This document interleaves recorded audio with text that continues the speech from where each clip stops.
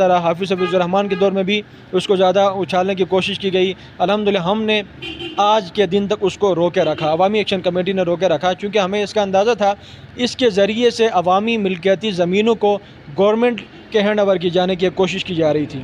اس کو ہم نے روکا ہوا ہے. اس کے علاوہ آپ کا مسئلہ ہے گندم سبسڈی کوئی چھوٹا ایشو نہیں ہے. یہ گلگت بلتستان کا سالانہ 9 ارب روپے کا بجٹ بنتا ہے. بسم اللہ الرحمن الرحیم. السلام علیکم ناظرین, میں ہوں عدنان راوٹ اور آپ دیکھ رہے ہیں GB ٹرو نیوز. ناظرین, آج ہمارے ساتھ گلگت بلتستان کے مشہور و معروف سیاسی شخصیت آزاد امیدوار گلگت بلتستان حلقہ ایک جناب مولانا سلطان رئیس صاحب موجود ہیں. مولانا صاحب, سب سے پہلے آپ کا وقت دینے کا بہت بہت شکریہ. مولانا صاحب, ہم سب سے پہلے آپ سے کچھ سوالات کریں گے جو لوگ جاننا چاہتے ہیں. آپ ہمیں یہ بتائیں, عوامی ایکشن کمیٹی بنانے کا اصل مقصد کیا تھا؟ بسم اللہ الرحمن الرحیم. GB ٹرو نیوز آپ کا, آپ کی پوری ٹیم کا بہت بہت شکریہ. جہاں تک آپ کا سوال کا تعلق ہے